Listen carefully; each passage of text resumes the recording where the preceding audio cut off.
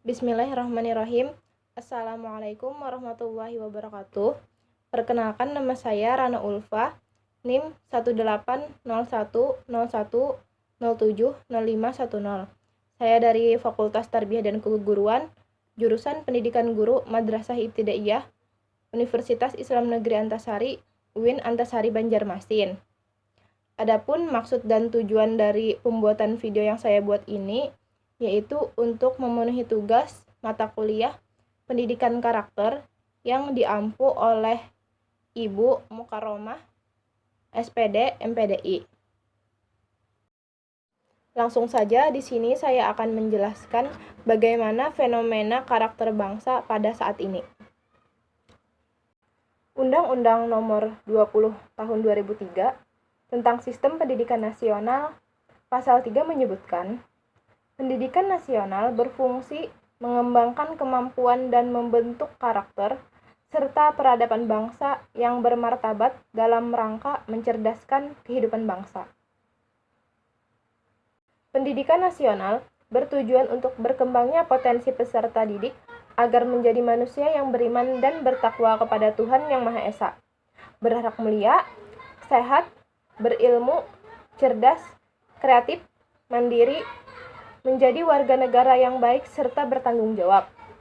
Untuk mencapai tujuan pendidikan nasional, maka setiap jenjang pendidikan harus diselenggarakan pendidikan budaya dan karakter, serta terprogram dan sistematis, dengan mengintegrasikan muatan nilai-nilai budaya dan karakter bangsa untuk menghasilkan insan Indonesia yang cerdas dan kompetitif. Seperti yang kita ketahui, pendidikan karakter bersumber dari agama, Pancasila, budaya, dan tujuan pendidikan nasional yang memuat yaitu religius, jujur, toleransi, disiplin, kerja keras, kreatif, mandiri, demokrasi, rasa ingin tahu, semangat kebangsaan, cinta tanah air, menghargai prestasi, bersahabat, cinta damai, gemar membaca, peduli lingkungan, peduli sosial, dan bertanggung jawab. Nah, dari pendidikan karakter yang bersumber dari agama, budaya, bahkan pendidikan nasional tersebut, apakah pada bangsa kita pada saat ini sudah memiliki karakter-karakter tersebut? Contohnya seperti jujur. Fenomena pada bangsa kita saat ini, jujur itu sangat jarang sekali orang yang melakukannya. Mungkin ada orang-orang tertentu saja yang dapat melakukan jujur tersebut. Contohnya seperti korupsi pada pejabat-pejabat. Apakah yang mereka ambil itu uang dari mereka sendiri dan mereka apakah sudah jujur kepada diri mereka sendiri? Tentu saja jawabannya ada pada diri mereka masing-masing. Selanjutnya, karakter kepedulian lingkungan. Apakah individu bangsa kita sekarang memang semuanya peduli lingkungan? Ya, tentu saja tidak. Masih banyak individu-individu yang tidak memperdulikan lingkungannya, seperti membuang sampah sembarangan. Nah, mengapa itu semua bisa terjadi? Tentunya ada beberapa problematika dalam pendidikan karakter, seperti tenaga pendidik. Pendidikan karakter di Indonesia pada umumnya dititik beratkan pada guru pendidikan agama dan guru bimbingan konseling. Rencana pelaksanaan pembelajaran hanyalah formalitas saja dalam pelaksanaan kegiatan pembelajaran, dan juga RPP menjadi beban kerja yang lebih tinggi seorang guru. RPP dipersiapkan dengan baik hanya untuk atasan tahu bahwa mereka mengajar sesuai dengan RPP. Tetapi dalam eksekusinya jauh berbeda dari rencana. Akibatnya, tidak ada efek atau pengaruh terhadap sistem melalui apa yang disampaikan oleh guru. Belum lagi masalah dari guru pendidikan agama Islam dan guru bimbingan konseling. Jika peran guru pendidikan agama Islam sebatas menerapkan teori dan guru bimbingan konseling sebatas menangani masalah tanpa adanya suatu tindakan follow up, dipastikan bahwa kehadiran mereka juga hanyalah sebuah formalitas. Problematika selanjutnya yaitu orang tua. Pola asuh orang tua atau pendidik yang diapresiasi anak sebagai undangan, bantuan, bimbingan, dan dorongan untuk membentuknya mengembangkan diri sebagai pribadi yang berkarakter adalah orang tua atau pendidik yang mampu memancarkan kewibawaan pada anak. Pendidik atau orang tua yang mampu berbuat demikian, dia senantiasa menampilkan perilaku yang konsisten antara bahasa lisan dan perbuatannya, menerima anak apa adanya, dan menghargai yang diminta serta perilaku anak. Nah, jadi peran orang tua dalam pendidikan karakter ini sangat berperan penting dalam pendidikan karakter, bagaimana sikap orang tua ke anak dan bagaimana ucapan orang tua kepada anaknya akan berpengaruh sekali kepada pendidikan karakter anak didik.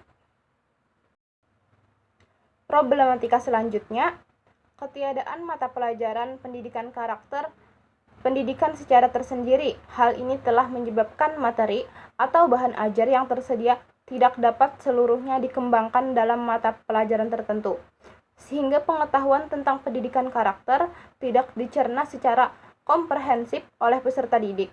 Begitu pula sikap dan perilaku peserta didik belum bisa mencerminkan nilai-nilai karakter yang diharapkan. Kesulitan pendidik dalam memahami strategi pengembangan bahan ajar yang mengintegrasikan nilai-nilai karakter ke dalam setiap aktivitas pembelajaran. Adapun pengertian pendidikan karakter itu sendiri yaitu, secara sederhana, pendidikan karakter dapat didefinisikan sebagai segala usaha yang dapat dilakukan untuk mempengaruhi karakter siswa.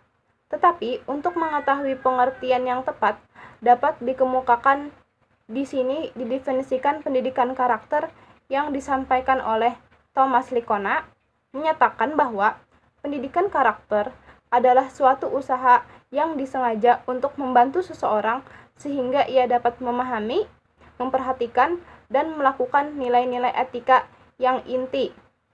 Bertitik tolak dari definisi tersebut, ketika kita berpikir tentang jenis karakter yang ingin kita bangun pada diri para siswa, jelaslah bahwa ketika itu kita menghendaki agar mereka mampu memahami nilai-nilai tersebut, memperhatikan secara lebih mendalam mengenai benarnya nilai-nilai itu, dan kemudian melakukan apa yang diyakininya itu, sekalipun harus menghadapi tantangan dan tekanan baik dari luar maupun dari dalam dirinya.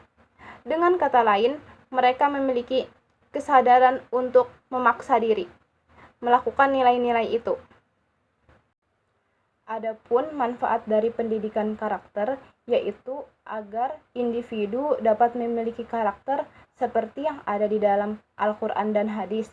Di antaranya, menjaga harga diri, rajin bekerja mencari rezeki, bersilaturahmi, menyambung komunikasi, berkomunikasi dengan baik dan santun, gemar memberi salam, jujur, tidak curang, menepati janji, dan amanah, berbuat adil, tolong-menolong, saling mengasihi, dan saling menyayangi, sabar dan optimis, kasih sayang, dan hormat pada orang tua, tidak menipu, pemaaf, dan dermawan, berempati, berbela rasa sebagai manifestasi kebaikan, berkata benar, tidak berdusta, selalu bersyukur, tidak sombong, dan angkuh, berbudi pekerti akhlak luhur, berbuat baik dalam segala hal, punya rasa malu dan iman, berkata yang baik atau diam, konsisten, istiqomah, teguh hati, tidak berputus asa, bertanggung jawab,